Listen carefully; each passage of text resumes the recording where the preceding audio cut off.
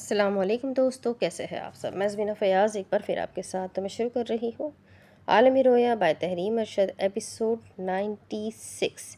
اور شروع کرنے سے پہلے ہمیشہ کی طرح کہوں گی کہ اگر آپ میرے چینل پر نئے ہیں یا اب تک چینل کو سبسکرائب نہیں کیا تو پلیز چینل کو سبسکرائب کر لیں، بیل آئیکن کو ضرور دبا دیں، کمنٹ کر کے ضرور بتائیں کہ آپ کو یہ ناول کیسا لگ رہا ہے اور آپ کس کنٹری سے میرے ویڈیوز کو واچ کرتے ہیں۔ ساتھ ہی ساتھ ناول کو اپنے کانٹیکٹ میں شیئر بھی ضرور کریں کیونکہ یہ رائٹر کا حق ہوتا ہے۔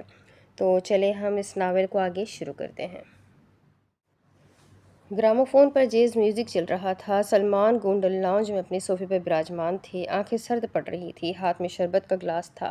انہوں نے سرخ رنگ کے شربت کو ہلا کر دیکھا اور اس کا آخری گھونٹ لیا۔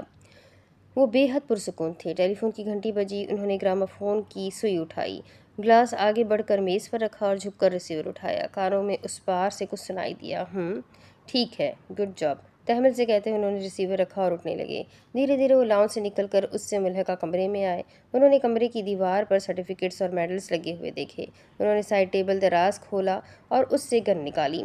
جب مجھے پتہ چلا تھا آپ کا بیٹا ٹرانسجنڈر ہے تب مجھے اس بات کا بہت دکھ ہوا تھا، مگر اس کے ساتھ اس بات کا بھی دکھ تھا کہ اس کا ریکارڈ صاف کیوں ہے۔ ہاجرہ کی آوازیں انہیں سنائی دے رہی تھیں۔ وہ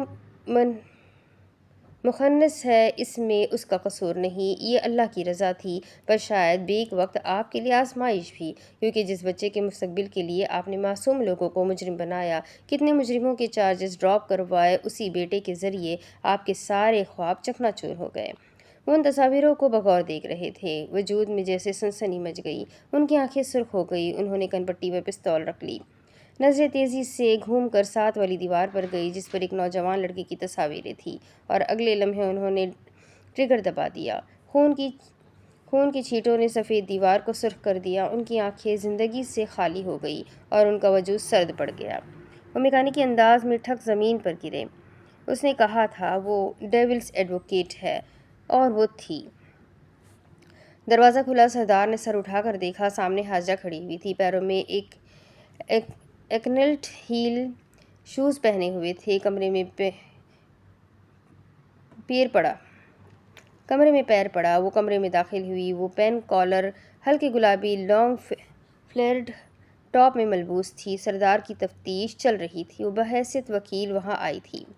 میں نے سنا ہے آپ نے رائٹ آف اٹارنی کا استعمال نہیں کیا، وہ محفوظ ہو کر یہ کہتے کرسی کھینچ کر بیٹھنے لگی۔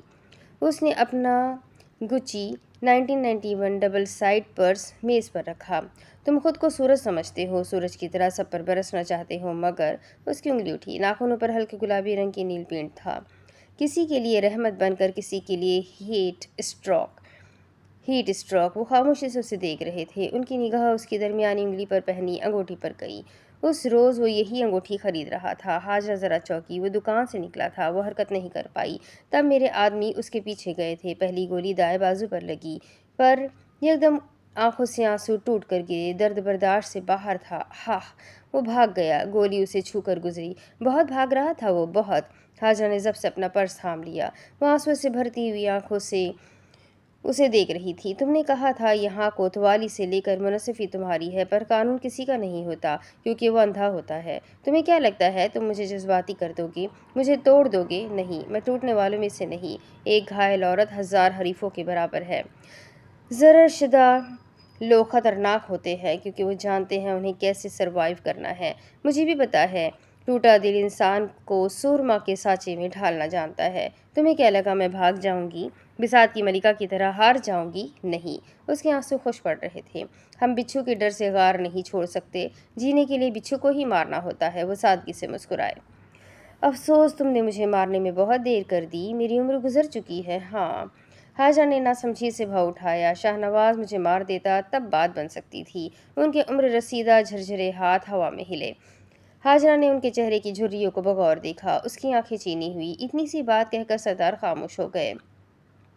بات عزت کی ہے، کیا تمہیں افسوس نہیں ہے کہ تم نے اپنی ساری زندگی ایلائٹ سوسائٹی میں گزاری، بڑی بڑی کارپوریٹ میں انویسٹ کیا، سیاستدانوں کو اپنی انگلیوں پر نچوایا، اور ایک عزت دار آدمی کی زندگی گزارنے کے بعد تم ایک ایسے اختتام کو پہنچے ہو اور تمہیں اب اسے سدھارنے کا کوئی موقع نہیں ملے گا؟ ان کے چہرے پر ایک اطمینان تھا، انہوں نے اس کی بات کا کوئی جواب نہیں دیا۔ ان کی خاموشی اسے چبھی۔ افسوس، اس نے تعصب سے کہا تھا، تم نے جو چاہا وہ تمہیں ملا، مگر عمر کے اس حصے میں تمہیں اتنی بڑی بڑی خواہشیں نہیں پالنی چاہیے تھی۔ مگر وہ کہتے ہیں نا، اس نے اپنے چہرے کے سامنے آتی لٹکان کے پیچھے اڑسی۔ آدمی بوڑھا ہوتا ہے تو حرص جوان ہو جاتی ہے۔ مجھے سردار کی پیشانی شکن آلود ہوئی۔ مجھے سمجھ نہیں آ رہا تم کیا چاہتی ہو؟ اپنی غلطیوں کا اعتراف کرو، معافی مانگو۔ معافی؟ وہ ہنسے۔ کس لیے؟ وہ غضب سے کہنے لگی، زندگی، ہماری زندگیاں برباد کرنے کے لیے، میری، میرے باپ، میرے چچا، میرے سسر، میرے شوہر کی، میرے بھائی اور میری بہن کی۔ تم نے میری ساس کو بھری جوانی میں دربدر کر دیا، ان سے ان کی اکلوتی اولاد چھین لی۔ تم نے شاہ نواز کو مروا دیا، عبدالرفیق کو اس کی نظروں میں گرا دیا، زہرا کو سب جانتے اپنے کنٹرول میں لے لیا، الفت کو اس کے بچے سے دور کر دیا، نزاکت کو جیل بھجوا دیا، منصور کو اپنے جیسا بنا دیا، اسماعیل کو ماں سے دور کر دیا، رجب کو ہمارے خلاف استعمال کرنے پر مجبور کر دیا، بانو نسیم کو انہی کے بیٹے کے خلاف بھی تم ہی استعمال کرتے رہے۔ تم نے شمسا کے شوہر کو مروا دیا، مستحسن کو یتیم کر دیا، اور اس سب سے بھی تمہیں سکون نہیں آیا تو تم نے ارشبا کو مروا دیا۔ ایک مرتبہ یہ بھی نہیں سوچا وہ امید سے تھی۔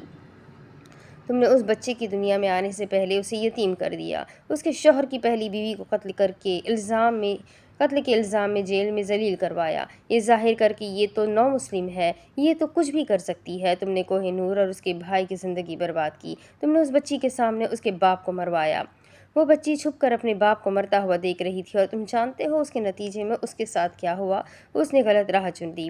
تم نے ہم عورتوں کی عزت کو وجہ بنا کر میرے باپ کو مجبور کر کے میرے چچا کو مروایا، میری بھاوج اور سلیمان کو اغوا کر لیا، شاز کو مارنے کی کوشش کی، تم نے مجھے مارنے کی کوشش کی، تم نے میری بہن کو بھی اغوا کرنے کی کوشش کی، تم نے مجھے اغوا کرنے کی کوشش کی، تم نے شاز کی زندگی برباد کرنے کی کوشش کی، وہ بھی ایک نہیں تین بار۔ تم نے اسے اسمگلنگ پر مجبور کیا، کتنے بچوں کی زندگیاں خراب کی، کتنوں کو یتیم اور مسکین کیا، کتنوں کی اولادیں، کتنوں کی محبتیں تم نے ان سے چھینی، قتل، اغوا، چوری، ڈکیتی، فراڈ، اس ملک کی معیشت سے لے کر حفاظت تک تم نے کرپشن کی، اسلحہ smuggling, drug trafficking, counterfeit, انسانی فروش، بیروڈی ایکسچینج کے ذریعے منی لانڈرنگ، شیل کمپنی، سیاسی corruption, judiciary corruption, kickbacks, trading corruption میں تھک گئی ہو، مگر فہرست اب بھی باقی ہے۔ اور تم کہتے ہو تم نے کیا کیا؟ وہ میز بجا کر اٹھتے ہوئے چلا پڑی۔ اور تم پوچھتے ہو تم نے کیا کیا؟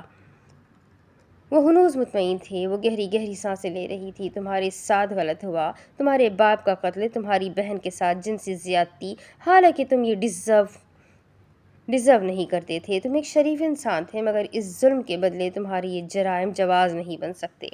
اس کی آنکھوں سے آنسو ٹوٹنے لگے، اس کی آواز لرزنے لگی۔ You more sinned against sinning. وہ خود کو کمپوز کرتے ہوئے بیٹھی، سردار کے لب کھلے، بغور انہیں دیکھ رہی تھی۔ تمہیں نہیں لگتا میرے جرائم چھپانے والے بھی سزا کے حقدار ہیں؟ بے لگام، بددیانت، سرکش اور بدعنوان، تم خود کو قانون کی رکھوالی کہتی ہو، کیا جرم صرف مجھ سے ہوئے ہیں؟ وہ طنزیہ ہنسی۔ اس نے کرسی سے پیچھے ٹیک لگائی اور ان کی آنکھوں میں دیکھا۔ معاف کرنا، میں وکیل ہوں، کوئی سوشل ورکر نہیں، میں ڈیلز کرتی ہوں اور سیٹلمنٹس کرتی ہوں۔ ضمیر، اصول اور فرض صرف اسی کو زیبا دیتے ہیں جس کے پاس طاقت ہو۔ اس نے انہی کے الفاظ انہیں سود سمیت لوٹائے تھے۔ یہی کہا تھا نا تم نے مجھے، اور یہی کہتے تھے تم میرے شاز کو۔ اس نے ناخن سے آنکھ سے باہر آتا ہوا آنسو چھو کر اڑایا۔ تم عورت کو کیا سمجھتے ہو؟ کیا کچھ نہیں سمجھتے؟ اور یہی تمہارا ٹریجک فلا تھا۔ کیا تم جانتے ہو تمہاری اس پستی کی وجہ کون تھا؟ عورتیں۔ پتہ ہے کیسے؟ تمہارے بزنس کرائم کو بے نقاب کرنے والی ایک عورت، تمہارے بلیک فنڈز کا انکشاف کرنے والی ایک عورت، تمہارے بلیک کرائمز کا انکشاف کرنے والی ایک عورت، تمہیں گمراہ کرنے والی بانو نسرین ایک عورت، تمہارے مال کو چھپا کر رکھنے والی ایک عورت، تمہارے بہادر شجاع آدمیوں کے چنگل سے نکلنے والی وہ لڑکیاں، کوہ نور اور تحلیل، میری بھاوج اور بہن، اور اس کی جو کا چہرہ دکھائی دیا، مجھے ٹوٹنے کے بعد ہمت دینے والی ایک عورت۔ وہ کرب سے مسکرائی تھی۔ کتنی دلچسپ کہانی ہے، عورت کے ظلم سے شروع ہو کر عورت کے ظلم کے خاتمے تک۔ کوئی ادیب نقاد ہوتا تو ضرور تعریف کرتا۔ وہ کرسی پیچھے لے جاتے ہوئے اٹھی۔ اس نے میز پر سے اپنا پرس اٹھایا، پیروں میں سے باریک اینکلٹ ہلا، ہیل کی ٹک ٹک کی آواز گونجی۔ وہ دروازہ کھولتے ہوئے باہر کی جانب جا رہی تھی۔ سردار اسے خاموشی سے دیکھ رہے تھے۔ اگلے لمحے دروازہ بند ہوا اور ان کی آنکھیں بجھ گئی۔ خیالات نے ماضی کی रौनकें थीं। वो खुद को सफ़ेद लिबास में मलबूस देख रहे थे। इंतहाई नफासत पसंद इंसान, शाहाना अंदाज, सियासतदानों, व्यापारियों की महफिलों में शिरकत करने वाले, अपने एक हुक्म से किसी की ज़िंदगी पलटने वाले। धीरे धीरे घर की चमकदार दरखशा बत्तियां बुझ रही थी। सहन में नाश्ता पोपी नातवा से नातवा हो रहा था। उनकी तंजीम बिखर चुकी थी। बाज़ आदमी फरार हो चुके थे और बाज़ गिरफ्तार हो चुके थे। वो खुद को कुली की भेस में लारी अड्डे से सामान उठाते हुए देख रहे थे। मेहनत करते हुए माथे से पसीना बह रहा था। उन दो जिंदगियों का अक्स पे दर पे आंखों के सामने गुजर रहा था। कसक से गाल पर झुर्रियां पड़ी। न जाने कब कदम इतने बहक गए कि इब्लीस इस कदर फिसल गया। हील की टक टक की आवाज़ गूंज रही थी। हाजरा ने गाड़ी का दरवाज़ा खोला। पिछली सीट पर बैठी मुस्तहसिन ड्राइविंग सीट पर बैठा हुआ था। उसने दरवाज़ा बंद किया। मुस्तहसिन ने उसे फ्रंट मिरर से देखा। बीबी चले? उसने सीने से बाजू बांध लिए। उसने गाड़ी स्टार्ट की। बीबी? हाजरा ने उसे देखा। एक सवाल है। हाँ पूछो। वो पूरी तवज्जो से उसकी सुनने लगी। जब सरदार को आपके हर पार्सल के मुतालिक पता चल जाता था तो सलमान गोंदल के बेटे की कैसेट के मुतालिक क्यों पता नहीं चला? उसने गहरी सांस ली, क्योंकि वो कैसेट पार्सल के ज़रिए नहीं आई थी। वो किसी आदमी के हाथ आई थी जो मेरे दोस्त बिली का वक़्फ़ था। वो पाकिस्तान आ रहा था तो उसने उसे दे दी थी। उन दिनों उसकी माली हालात कशीदा थी, इसलिए वो बहुत कंजूसी से खर्च चला रहा था। उसने सर हिलाते हुए कहा, ठीक बीबी। हाजरा ने किसी ख्याल से अपने पर्स की जिप खोली और उसमें से एक खत निकाला। शाज के लिखे खतूत को देखकर वो दोबारा से जी उठती थी। खातून कल्बम। वो पढ़ने लगी। अगर फेरी टेल हकीकत में होती तो मैं आधी रात को सिर्फ तुम्हें देखने के लिए चलते चांद की धुंध पर चलते हुए तुम्हारी खिड़की में आता, कदों से 7 घोड़ों की सवारी बनाकर तुम्हारी दिलजोई करता। अगर तुम्हारे साथ भाग जाने का इख्तियार होता तो मैं जंगल में गुम होना पसंद करता, क्योंकि मुझे यकीन है हम एक साथ हर तरह की मुश्किल से निकल सकते हैं। हम साथ हो तो सब कर सकते हैं। वो सिसकने लगी। मुस्तहसिन ने उसे फ्रंट मिरर से देखा। अगर ये कोई फेरी टेल होती तो मैं अपने टूटे दिल के टुकड़े तुम्हारी राह में छोड़ कर जाता, इस उम्मीद से कि तुम उन्हें इकट्ठा करके मेरे पास वापस लाओगी और उन्हें जोड़ दोगी। मेरी ज़िंदगी में तुम्हारी मौजूदगी से बड़ा आलम रोया और कोई नहीं। मोहब्बत पर बहुत सी कहानियाँ लिखी गई, मगर हमारी कहानी आलम रोया नहीं। फिर भी ये मेरी पसंदीदा है, इसलिए क्योंकि मैं उम्मीद करता हूँ इख्तिताम में ये आलम रोया होगी, वही आलम रोया जिसके मुतालिक अदीब लिखते हैं। शाज़। उसने तड़पते हुए उसका खत सीने से लगाया। शाज़ के कहे अल्फाज उसे सुनाई दिए। हर सूरत हाल के लिए तैयार रहना। जिंदा रहा तो अदालत में तुम्हारे डिफेंस या मुखातिब की जानिब से पेश होऊंगा, और मर गया तो माफ़ करना। उसने बालों में हाथ फेरा। आंसू कतार दर कतार टूट रहे थे। मुस्तहसिन बार बार उसे फ्रंट मिरर से देख रहा था। न जाने कितनी मर्तबा उसने अपनी बीबी को अदालत और बददियानतों की ज़िंदगी में तहलका मचाने के बाद उस बैक सीट पर रोते हुए देखा था। आसमान पर शाम उतर रही थी। रजब गली में दाखिल हुआ। उसका सर झुका हुआ था, हाथ में हारमोनिका था। उसके किनारे पर एक तरफ शाज़ लिखा हुआ था। हारमोनिका अब उसे बजाने का दिल भी नहीं चाहता था, न उसे फेंकने का दिल चाहता था। वो उसकी ज़िंदगी में खूबसूरत इंसान को लेकर आया था, वो इंसान जिसने उसे उसकी हकीकत से मुतारिफ़ करवाया था। फिर शाज़ का ख्याल आता था। वो हर बार उसकी ज़िंदगी में एक पीरियड की तरह आता था। उसे शाज़ से जुड़े अपने बचपन और स्कूल के लम्हात दिखाई देने लगे। गली में वो उसके पीछे दौड़ रहा था। जाते जाते वो उसके हाथ में हारमोनिका छोड़ गया, और अब तहलील और एक नया ख़ानदान। उसने उसे बहुत मरतबा एहसास दिलाया था कि वो उससे मोहब्बत करता है। आंखें आंसुओं से भर रही थी। वो भी उसे एहसास दिलाना चाहता था कि वो भी उससे इतनी ही मोहब्बत करता था। उसने हिम्मत करते हारमोनिका लबों से लगाया, मगर हाथ कँपाए। हाजरा कहती थी, शाज़ के नाम में म्यूज़िक है। शाज़ चला गया था तो ज़िंदगी से म्यूज़िक भी चला गया था। वो गीत नहीं था, वो तरनम था। गीत अब भी मौजूद थे, मगर तरनम की गैर मौजूदगी में सब खाली और अधूरा लग रहा था। चंद लम्हे गुजरे। उसने सर उठाया। नजीब पहलवान के घर की जानिब निगाह गई। अब सब वैसा ही था जैसे कुछ माह कब्ल था। हाँ, कीजो को उसकी ज़िंदगी का मकसद मिल गया था। जोहेब बदला नहीं था, और शायद बदलने वालों में से भी नहीं था। उसने पलटकर दुकान की जानिब अल्लादित्ते को स्केल से कपड़े पर निशान लगाते हुए देखा। अल्लादित्ता भी वैसा ही था, मेहनतकश और ईमानदार। लेकिन एक चीज़ उसने भी सीख ली थी कि अब औरतों को मजबूत बन जाना चाहिए।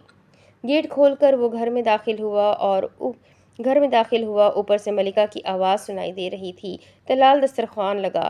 ملکہ اب خوش رہتی تھی، اپنی بچیوں کو سنبھالتی تھی، ساتھ اس نے پڑھائی شروع کر دی تھی۔ طلال نتیجے کا انتظار کر رہا تھا۔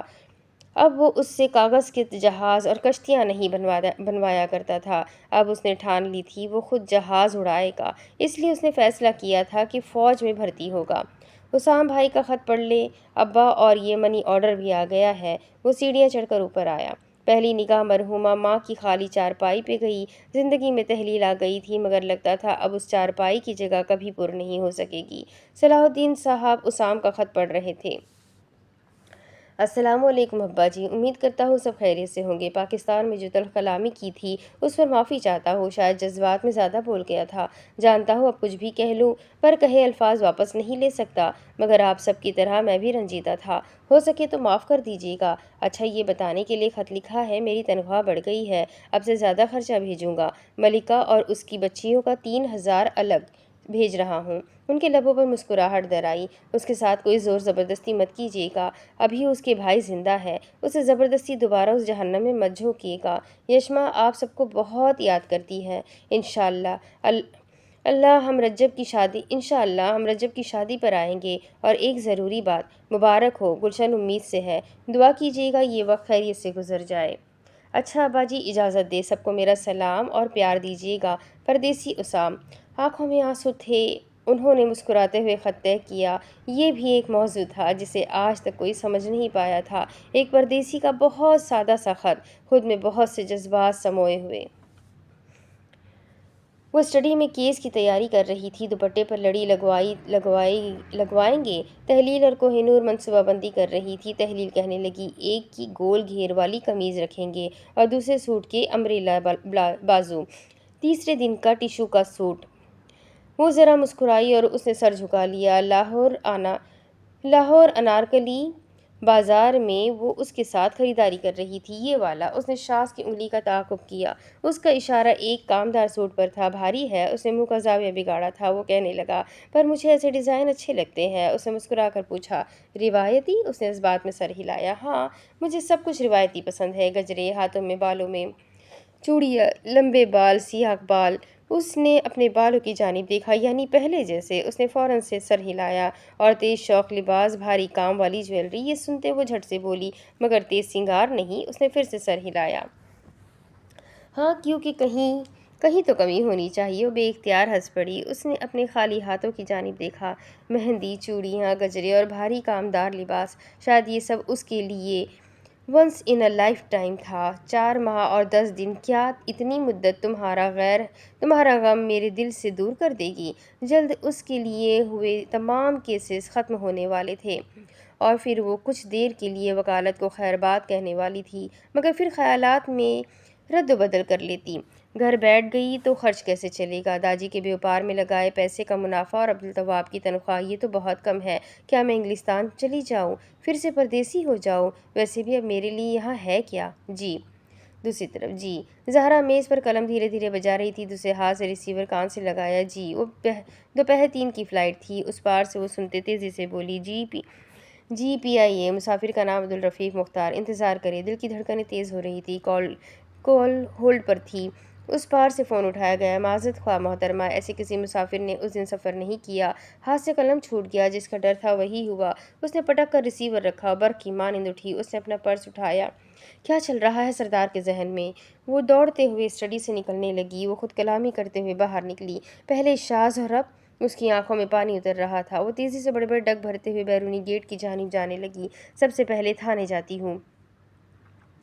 الفت چارپائی پہ بیٹھی ہوئی تھی، روبرو بانو نسرین بیٹھی تھی۔ بانو، وہ ہاتھ میں دوا لیے ان سے کہہ رہی تھی، دوا لے لینا۔ جب سے شاز گیا تھا ان کی زندگی رک گئی تھی۔ بیٹھک میں عبدالتواب اور سلیمان VCR میں کیسٹ لگا کر فلم دیکھ رہے تھے۔ عبدالتواب سلیمان کے کندھے کے گرد ہاتھ پھیلا کر بیٹھا ہوا تھا۔ ٹی وی اسکرین سے آواز باہر تک آئی، میرے کرن ارجن آئیں گے 1995 کی فلم۔ یہ کیسے آئیں گے باؤ؟ سلیمان نے ناسمجھی سے اس سے پوچھا تھا۔ دیکھتے ہیں نا کیسے آتے ہیں، مجھے نہیں کہانی۔ मुझे नहीं खानी। अब्दुल तवाब ने कुनखियों से बाहर की जानिब देखा। हाजरा गुस्ल खाने से बाहर निकली, बालों में तौलिया लपेटा हुआ था। उसने बानो नसीम के जर चेहरे को देखा। खाएंगी नहीं तो जिएंगी कैसे? वो उनके करीब चली आई। उन्होंने उसे देखा। अब और सख्त नहीं है हम में जनाजे उठाने की। वक्त रवा बाहर से अंदर चले आए। खाने के बाद वो बाहर थोड़ी देर चक्कर लगाने के लिए गए थे। दूसरी बात, वो सांस लेने के लिए रखी। वो उनसे नजरें चुराते हुए बोली, बेटा नहीं है पर बहू है, और पोता या पोती भी है।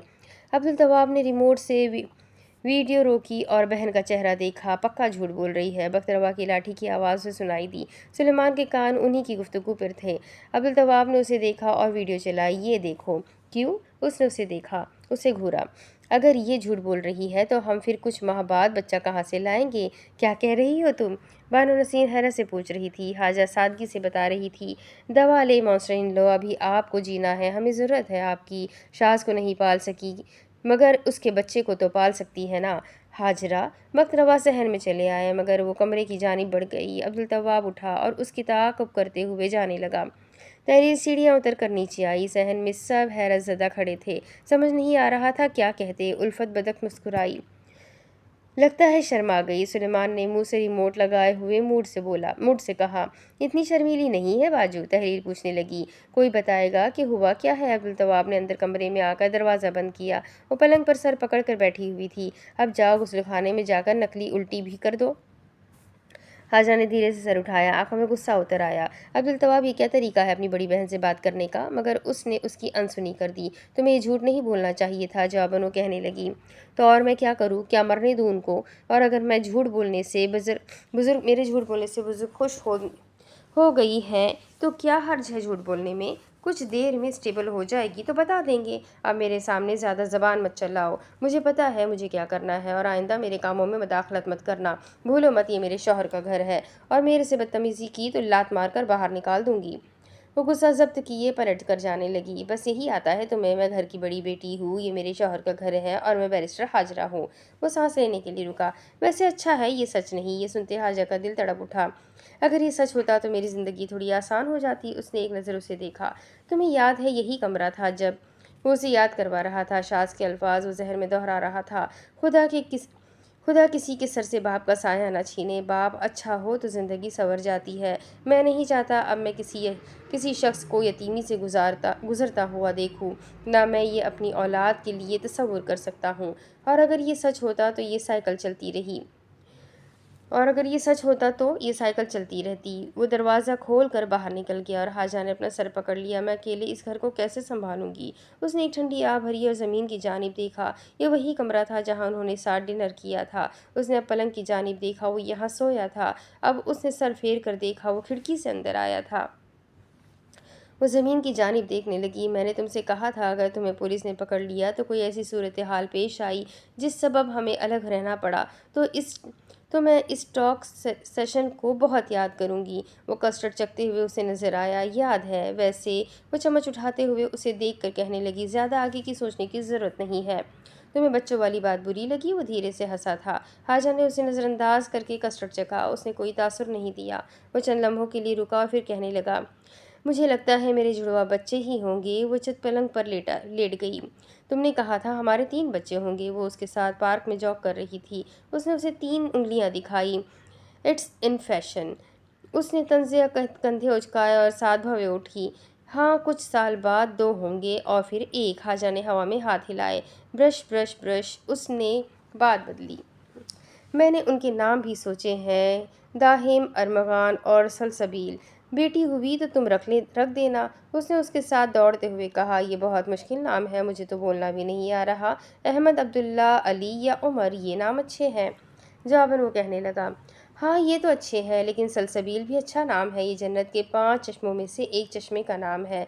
उसे ये सुनकर दिलचस्पी हुई। और ये नाम तुमने कहाँ से सुना? कुरान में पढ़ा था। वो महफूज हुआ। और तुम्हें ये याद है? Excuse me. वो खफा हुई। एडवोकेट शाज, लंदन में मेरी यूनिवर्सिटी में एक मुस्लिम ग्रुप था, और यूरोप यूनिवर्सिटीज़ में ऐसे ग्रुप होते हैं। खैर, वो दोबारा मौजू पर आई। एक का नाम तो मैं सलसबील रखूँगी। वो पलंग पे हुनूस से लेटी थी, निगाहें छत पर थी। उसने आह करते हसरत से कहा, सलसबील। उसकी आंखों में आंसू आए। ये सच क्यों नहीं? उसने दोनों हाथों से चेहरा छुपा लिया। अब मैं क्या करूँगी? आंखों से तेज़ी से आंसू टूट टूट कर गिर रहे थे। کاش میرے پاس شاز کی اولاد ہوتی تو میرا دل لگ جاتا، کاش میرے لیے زندگی تھوڑی آسان ہو جاتی۔ اب میں کیا کروں اللہ جی؟ ہڑبڑاہٹ میں زہرا گاڑی کا دروازہ کھول کر باہر نکلی۔ اس نے گاڑی کا دروازہ بند کیا اور تیزی سے بڑے بڑے ڈگ بھر کر تھانے میں چلی آئی۔ سامنے سے اسے سب انسپکٹر آتے ہوئے دکھائی دیے۔ وہ اسے پہچان چکے تھے۔ میں آپ ہی سے رابطہ کرنے والا تھا عبدالرفیق، اس کی آواز لرزنے لگی۔ انہوں نے کہا تھا وہ کل تک آ جائیں گے، مگر اس نے فی الفور پوچھا آخری بار آپ کی ملاقات اس سے کب ہوئی تھی؟ وہ یاد کرنے لگے۔ وہ آخری بار تھانے آئے تھے، پھر اچانک انہیں فون آیا اور وہ فوراً سے چلے گئے۔ اس کے دل کی دھڑکن تیز ہوئی اور مجھے انفارم کرنا تھا ان کے تبادلے کا لیٹر بھی آ گیا ہے۔ اس کے کان سن ہونے لگے۔ شاز اور عبدالرفیق ساتھ تھے۔ شاز مر گیا اور عبدالرفیق کو وہ لے گئے۔ وہ بنا کچھ کہے تیزی سے پلٹی۔ وہ اس کی ہڑبڑاہٹ پر بولے محترمہ، پر وہ انسنی کیے جانے لگی۔ ڈسکو دیوانے۔ حاجہ کے کمرے میں باہر سے آوازیں آ رہی تھی۔ پلنگ پہ دائیں جانب کروٹ لے کر لیٹی تھی۔ باہر کا دروازہ کھٹکا۔ دیکھو ذرا، تحلیل بولی تھی۔ اچھا۔ الفت اور بانو نسرین اوپر جا کر سو چکی تھی۔ بخت روا کمرے میں سو رہے تھے اور نوجوان صحن میں شور مچا رہے تھے۔ دوڑنے کی آواز آئی، دروازہ کھلا۔ آئس کریم، سلیمان گرم جوشی سے بولا تھا۔ باجو، رجب بھائی آئس کریم لائے ہیں۔ سلیمان دوڑ کر ہاجرہ کے کمرے کی جانب آیا۔ باجو، آئس کریم کھاؤ گی؟ اسے نفی میں ہاتھ ہلایا۔ نہیں۔ باہر تحلیل نے رجب سے آئس کریم کا ڈبہ لیا۔ میں آئس کریم کو دو موقعوں پر انکار نہیں کرتی، ایک میری سالگرہ کا دن اور دوسرا جب میری سالگرہ نہ ہو، کھوئے والی کلفی ہو یا برف والی کریم والی آئس کریم ہو یا ٹوٹی فروٹی۔ تحلیل آئس کریم کو نہ نہیں کرتی۔ یہ میرا موڈ اچھا کرتی ہے، میرا غصہ دور کرتی ہے اور میرا منہ میٹھا کرتی ہے اور سوچنے میں میری مدد کرتی ہے، کیونکہ میٹھا دماغ کی دوا ہے۔ حاجہ اندر کمرے میں لیٹی ہوئی دھیرے سے ہنس پڑی۔ مجھے زیادہ ڈال کر دو۔ سلیمان کے چیخنے کی آواز آئی۔ کوہ نور نہیں آئی؟ عبدالتواب نے پوچھا تھا۔ وہ سو گئی ہے، رجب نے آہستگی سے بتایا۔ یہ کیا بے غیرتی لگائی ہوئی ہے؟ ایک دم سے ڈسکو دیوانے گیت بند ہو گیا۔ بخت روا کی گرج بھری آواز انہیں سنائی دی۔ گھر میں موت ہوئی ہے، اتنا صبر نہیں ہوا، کچھ ماہ انتظار کر لیں۔ عبدالتواب نے گلا صاف کیا۔ داجی، ہمیں بھائی کی موت کا دکھ ہے، کچھ مزاج ٹھیک ہو اس لیے آئس کریم منگوائی تھی۔ رجب اس کے ساتھ بیٹھا ہوا بالکل خاموش تھا۔ تحلیل آئس کریم نکالتے رک گئی اور سلیمان کے ہاتھ میں کٹوری تھی۔ وہ شرمندگی سے سر جھکائے اپنی آئس کریم کو پگھلتے ہوئے دیکھ رہا تھا۔ بخت روا شدید غصے سے کہنے لگی، مگر مجھے تو نہیں لگ رہا تم لوگوں کو کوئی دکھ ہے، اور کیا کر رہے ہو تم سب اتنی رات گئے؟ خواہ مخواہ وقت ضائع کر رہے ہو، سونا نہیں تم لوگوں کو؟ وقت ضائع نہ کرنا اللہ سے اظہار محبت ہے، یہ جو اس نے وقت دیا ہے اس کی قدر کرو۔ اوہو، بانو نسرین سیڑھیاں اتر کر آنے لگی۔ تحلیل نے فوراً آئس کریم کا ڈبہ باورچی خانے میں لے جانے لگی۔ سلیمان بھی جانے کے لیے گھوم گیا۔ بخت روا نے عبدالتواب سے پوچھا، اب شرم آئی ہے؟ رجب بھی اٹھ کر باورچی خانے میں جانے لگا اور اس کے پیچھے عبدالتواب۔ بانو نسرین نیچے اتر آئی۔ کیا ہوا ہے باؤ جی؟ انہوں نے نفی میں سر ہلایا۔ کچھ نہیں ہوا، بات بدلنے لگے۔ تم ہاجرہ کو دیکھو اس نے کچھ کھایا پیا ہے کہ نہیں؟ جی ابھی دیکھتی ہوں۔ وہ ہاجرہ کے کمرے کی جانب چلی آئی۔ وہ یوں ہی ہاتھ میں کاغذ پکڑے ہوئے لیٹی تھی، غالباً وہ شاز کا خط تھا۔ ملکہ وکٹوریہ۔ وہ اس کے کمرے میں داخل ہوئی۔ دودھ پیو گی؟ وہ میکانیکی انداز میں بولی۔ میں گرڈ کی مریض ہوں، مجھے ڈاکٹر نے دودھ منع کیا ہے۔ انہوں نے اسے بہت ہی چست ٹاپ میں ملبوس دیکھا تو آگے بڑھ کر اس کی پشت تھپکی۔ کیا کچھ دیر کے لیے تنگ کپڑے پہننا چھوڑ دو گی؟ اس نے انہیں کوئی جواب نہ دیا اور بنا پلٹے ہاتھ بڑھا کر سنگار میز پر پڑا ہوا ریکارڈر چلا دیا۔ گیت چلنے لگا۔ بانو نسرین اس کی اس حرکت پر حیران رہ گئی۔ تمہیں اس حالات میں تلاوت سننی چاہیے، یہ کہتے انہوں نے جھک کر ریکارڈر بند کر دیا۔ وہ اس سے پوچھنے لگی، اور ڈاکٹر نے کیا بتایا ہے کھانے کے لیے؟ اگلی تاریخ کب ہے ڈاکٹر کے پاس؟ اور مجھے ساتھ لے کر چلنا۔ پھل اور سبزیاں؟ اس نے تکیے سے منہ لگایا۔ انہوں نے پھر سے پوچھا، لے کر جاؤ گی نا مجھے؟ وہ بیزاری سے بولی، جی ماسٹر ان لا۔ وہ چند لمحوں کے لیے خاموش ہو گئی، پھر پوچھنے لگی، تم نے مجھے یہ خبر پہلے کیوں نہیں دی؟ اس نے کندھے اچکائے۔ کیونکہ میں آپ کو ٹینشن نہیں دینا چاہتی تھی۔ اس میں کیسی ٹینشن؟ انہوں نے ناسمجھی سے ماتھے پر بل ڈالے۔ کیونکہ اب ہمیں اسے بھی پالنا ہوگا اور پہلے ہی میرے کندھوں پر اتنا بوجھ ہے۔ اس کی صفاکی پر وہ چونک کر رہ گئی۔ انہوں نے جھک کر اس کے کولہے پر تھپڑ رسید کیا۔ حیا کرو تھوڑی۔ اس نے پیر ہلایا پر کوئی تاثر نہیں دیا اور وہ غصے سے مڑ کر جانے لگی۔ پتہ نہیں کب سیدھی ہوگی یہ عورت، یا اللہ اب کیا بنے گا میرے بچے کا؟ اب تو سب کچھ مجھی کو کرنا ہوگا۔ اندر کمرے میں حاجہ نے ایک سرد آہ بھرتے ہوئے دیدے گھمائے۔ وہ شاز کا خط پکڑے چت لیٹی۔ دلم آرا۔ وہ اسے پڑھنے لگی۔ مجھے سن کر خوشی ہوئی کہ تمہیں پارٹ ٹائم نوکری مل گئی ہے اور تم اپنے پیروں پر کھڑی ہونے لگی ہو۔ یقین کرو، جب سے میں نے یہ خبر سنی ہے کہ تم پردیس میں تعلیم کے ساتھ کام کر کے اپنا خرچ اٹھا رہی ہو، تب سے میں حد قدر فخر محسوس کر رہا ہوں۔ اس کے لبوں پر نرم مسکراہٹ در آئی۔ میری دعا ہے تمہارے ہاتھ کبھی بے روزگار نہ ہو، ان کے پاس ہمیشہ کرنے کو کام ہو، تمہاری جیب کبھی خالی نہ ہو، اس میں ہمیشہ 1 یا 2 سکے ہوں، تمہاری کھڑکی میں صبح کی پہلی کرن امید لے کر آئے، تمہاری دیکھی ہوئی ہر بارش تمہیں قوس قزح کا نظارہ کروا کر جائے، تمہارے ساتھ ہمیشہ کسی دوست کا ساتھ ہو، اور تم مجھے تب خط لکھو جب تک تم میرے پاس واپس نہ لوٹ آؤ، شاز۔ وہ خط طے کر کے رکھنے لگی۔ اس نے سنگار میز سے ریکارڈر اٹھایا۔ برفی کی بھونک پر وہ یک دم چونکی تو ریکارڈر ہاتھ سے چھوٹ گیا۔ حاجرہ خفگی سے ہانپتے ہوئے برفی کو دیکھ رہی تھی۔ سلیمان فوراً سے اندر کمرے میں چلا آیا۔ معذرت باجو۔ حاجرہ نے ماتھے پر سے بل ہٹائے۔ سلیمان کی نظر نیچے گرے ہوئے ریکارڈر پر گئی۔ اس نے فوراً سے ریکارڈر اٹھایا۔ باہر کی طرف کیسٹ نکلی ہوئی تھی۔ وہ کیسٹ لگانے لگا تو حاجرہ نے اس کی جانب ہاتھ بڑھایا۔ ادھر دو۔ اس نے فوراً سے اسے ریکارڈر دیا۔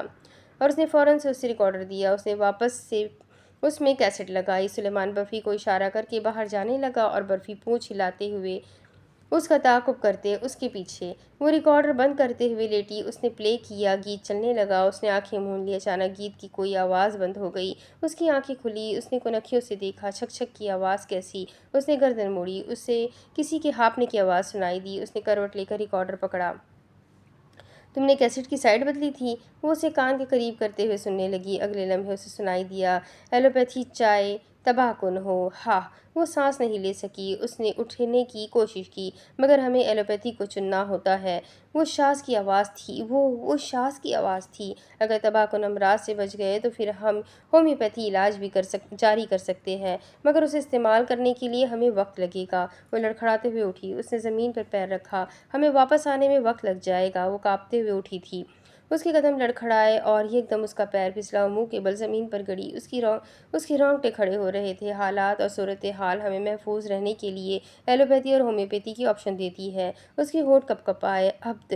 اس سے بولا نہیں جا رہا تھا۔ تابع! وہ یک دم چیخ کر اٹھی۔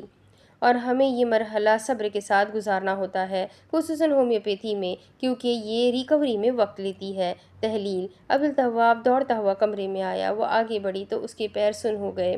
وہ گرنے لگی تو عبدالتواب نے اسے سنبھالا۔ رجب دہلیز پر آیا۔ مگر اس کا نقصان نہیں ہوگا۔ عبدالتواب نے اس کے ہاتھ سے ریکارڈر سے آتی آواز کو دیکھا۔ رجب کے رونگٹے کھڑے ہو رہے تھے۔ حاجہ پانی سے بھرتی ہوئی آنکھوں سے اسے دیکھ رہی تھی۔ وہ گھٹتے ہوئے سینے پر دھیرے دھیرے ہاتھ مار رہی تھی۔ اضطرابی کی کیفیت اس پر حاوی ہو رہی تھی۔ سانس لینے میں اسے دشواری ہو رہی تھی۔ عبدالتواب نے اس کا چہرہ نیلا ہوتے ہوئے دیکھا۔ ریکارڈر سے اسے گولیاں چلنے کی آواز سنائی دی۔ گاڑی لگنے کی آواز پر اس کی آنکھیں کھلی اور حاجہ چیخ پڑی۔ عبدالتواب اسے ساتھ لگائے کوئی تاثر نہیں دے سکا۔ تحلیل اور سلیمان رجب کے پیچھے حیرت زدہ کھڑے تھے۔ حاجہ کسک کسک کر چیختے ہوئے رو رہی تھی۔ عبدالتواب شل کھڑا تھا۔ کیا وہ فوت ہو گیا ہے؟ وہ پھر سے چیخی۔ عبدالتواب نے اسے مضبوطی سے ساتھ لگائے رکھا۔ اس نے دھیرے دھیرے اس کا سر تھپکا اور وہ بلک بلک کر روتے ہوئے اس سے پوچھ رہی تھی، کیا وہ زندہ ہے؟ وہ مزید زور سے چیخ رہی تھی۔ اسے تسلی دے رہا تھا۔ حاجہ ہم تحقیق کرتے ہیں۔ حاجہ تم پرسکون ہو جاؤ۔ مگر اس کی چیخیں تھمنے کا نام نہیں لے رہی تھی۔ زہرا ہسپتال میں چلی آ رہی تھی۔ ریسیپشن پر آتے ہوئے اس نے پوچھا، ڈاکٹر عامر یہاں آرتھوپیڈکس ڈاکٹر ہے، مجھے ان سے ملنا ہے۔ وہ یاد کر رہی تھی عبدالرفیق، وہ 2 سال قبل پولیس مقابلے میں زخمی ہوا تھا۔ اس کی ٹانگ فریکچر بھی ہوئی تھی۔ اس سے بہت چوٹیں آئی تھیں اور اس کا بہت سا خون بھی ضائع ہوا تھا۔ ریسیپشن پر کھڑا لڑکا پوچھنے لگا، آپ کون؟ اس نے ایک گہری سانس لی۔ میں سرکاری وکیل ہوں، میرا نام پروسیکیوٹر زہرا ہے۔ یہ سنتے اس نے فوراً سے ریسیور اٹھا لیا۔ وہ سوچ رہی تھی وہ بعد میں بھی اپائنٹمنٹ کے لیے آتا تھا، یہاں اس کی فائل ہوگی۔ کچھ لمحے گزرے، اسے قدموں کی آواز سنائی دی۔ اس نے سر اٹھا کر سامنے دیکھا۔ دراز قد، وجاہت نظر، جوان ڈاکٹر اس کے سامنے اس کی جانب چلے آ رہے تھے۔ وہ اس کے سامنے آ کر رکے مگر اسے پہچان نہیں سکے۔ جی میں کیسے آپ کی مدد کر سکتا ہوں؟ 2 سال قبل پولیس مقابلے میں ایک پولیس افسر زخمی ہوئے تھے، ان کا نام عبدالرفیق مختار ہے۔ اس رات آپ کی نائٹ شفٹ تھی اور صرف آپ کی ڈیوٹی تھی۔ وہ یاد کرنے لگے۔ مجھے ان افسر کا میڈیکل ریکارڈ چاہیے، کیا مجھے مل سکتا ہے؟ وہ اس سے پہلے کچھ کہتے ہوئے جذباتی ہو کر بولی، پلیز، یہ کسی کی زندگی کا سوال ہے۔ انہوں نے دھیرے سے سر کو خم دیا۔ اوکے، چلیں میرے ساتھ۔ وہ ان کا تعاقب کرتے ہوئے ریکارڈ روم میں چلی آئی۔ اگر وہ قانونی پروسیجر کے مطابق کام کرتی تو اسے بہت وقت لگ جاتا، لہٰذا اس نے یہی طریقہ اپنایا تھا۔ پرانے ریکارڈ میں وہ فائلیں تلاش رہی تھی۔ مہینہ شاید اگست تھا۔ ڈاکٹر نے اس سے پوچھا۔ جی، وہ شتابی سے بولی۔ انہوں نے ایک فائل نکالی اور اسے دیکھا۔ عبدالرفیق فائلیں تلاشتے ہوئے اس کے ہاتھ رک گئے۔ اس نے جھپٹ کر ان سے فائل لی تو وہ تاثر نہیں دے سکے۔ اس نے فائل کھولی۔ وہ اسے اوپر سے نیچے تک دیکھنے لگی۔ اس کا دل رک گیا۔ آنکھوں کے سامنے بلڈ گروپ تھا او نیگیٹو۔ اس کی دھیرے سے پلکیں اٹھی۔ اس کے ذہن میں شاز اور عبدالرفیق آئے۔ ایک جتنا قد، ایک جیسی جسم کی ساخت، فنگر پرنٹس۔ ڈاکٹر نے اس کی سرگوشی کو سننا چاہا۔ اس کا دماغ معاف ہو رہا تھا۔ Damage dim. اس کا توازن ہل گیا۔ وہ گر کر بیٹھی۔ ڈاکٹر چونک گئے۔ زندگی ہر ایک کے لیے عالم رویا نہیں ہوتی۔ وہ جیسے عبدالرفیق کو دیکھ رہی تھی۔ میں دنیا کو اس امید سے چھوڑ رہا ہوں کہ میرے کہے چند الفاظ تمہارے دل میں ایک خط بن کر ہمیشہ رہیں گے۔ مجھے امید ہے میں اپنے قدموں کی چھاپ تمہارے دل پر چھوڑ رہا ہوں۔ مجھے امید ہے تم یاد رکھو گی۔ میں نے خود کو کبھی عظیم انسان نہیں کہا، لیکن میں عظیم تھا کیونکہ تم نے مجھے چنا، اور میں جانتا ہوں میرے بعد تم ہوگی جو میرے لیے رو گی، میری قبر پر فاتحہ پڑھو گی، مجھے یاد رکھو گی اور محبت پر پھر سے یقین کرو گی، کیونکہ جو محبت پر سے یقین اٹھوا دے وہ محبت نہیں ہو سکتی۔ وہ فرش پر ہاتھ رکھے کسکتے ہوئے گریہ کرنے لگی۔ آنکھوں میں سے گرم گرم آنسو ٹوٹ کر گال پر گر رہے تھے۔ ڈاکٹر اسے خاموشی سے دیکھ رہے تھے۔ تمہیں موقع دینے میں تمہارا کیا مفاد ہے؟ اسے سادگی سے اسے دیکھا اور کہنے لگا، تاکہ میرے مرنے کے بعد کوئی میرے لیے دعا کر سکے۔ وہ حلق کے بل جھک کر بآواز رو رہی تھی۔ میں چاہتا ہوں میرا ایک گھر ہو، میری زندگی کا ایک مقصد ہو۔ اسے وہ ریسٹورنٹ میں اس کے دوستوں کے سامنے کھڑا اپنا تعارف دیتے ہوئے دکھائی دے رہا تھا۔ میں زہرا کا منگیتر، SHO عبدالرفیق۔ آنسو کی ایک بوند فرش پر گری، ٹپک۔ مجھے نہیں پتا تم سے آج تک یہ کسی نے کہا ہے کہ نہیں، لیکن ایک مرد ہونے کے باوجود میں یہ تم سے کہہ رہا ہوں۔ تم اس مرد کے معاشرے میں ایک بہترین عورت ہو۔ تمہیں کسی کی ضرورت نہیں ہے، میری بھی نہیں۔ یہ یاد کرتے ہوئے وہ تڑپ اٹھی۔ تمہیں دیکھتا ہوں تو سیروٹونین، آکسیٹونین، ڈوپامائن سب ریلیز ہو جاتے ہیں۔ مجھ جیسے نکمے کو موقع دینے کا شکریہ۔ وہ چلا کر پوچھنے لگی، Why life is always unfair to me۔ اس نے دھیرے دھیرے فرش پر ہاتھ مارا۔ کیا میں اس کی مستحق تھی؟ کیا واقعی؟ جب کوئی خاص چلا جاتا ہے تو زندگی ایک لمحے میں ڈریم لینڈ سے بیرن لینڈ ہو جاتی ہے۔ فیری ٹیلز اور انسانی دنیا کو یہی چیز جدا کرتی ہے کہ مرنے والے پھر سے لوٹ کر نہیں آتے، اور ہر کردار کو ہیپی اینڈنگ نہیں ملتی۔ اب اس کی آگے کی کہانی میں آپ کو اگلے ویڈیو میں سناتی ہوں۔ ناول بہت انٹرسٹنگ ہے۔ 1500 ہو چکے ہیں۔ یہ ٹوٹل 1800 پیج کی ناول ہے، تو 1500 پیج ہم کمپلیٹ کر چکے ہیں۔ اب سمجھ لیجئے آپ 331 پیج اور باقی ہے، تو انشاءاللہ اس کے اندر میں بھی شاز لوٹ آئے گا، ایک پھر سے امید ہو رہی ہے۔ لیکن عبدالرفیق کے جانے کا مجھے بہت دکھ ہو رہا ہے، سیریسلی میرے آنسو نکل آئے۔ مجھے نہیں پتا آپ لوگوں کی سن کر کیا حالت ہو رہی ہے، مجھے کمنٹ کر کے ضرور بتائیے گا۔ تو ملتے ہیں اگلے ویڈیو میں، تب تک کے لیے اپنا خوب سارا خیال رکھیں، مجھے بھی دعا میں یاد رکھیں۔ اللہ حافظ۔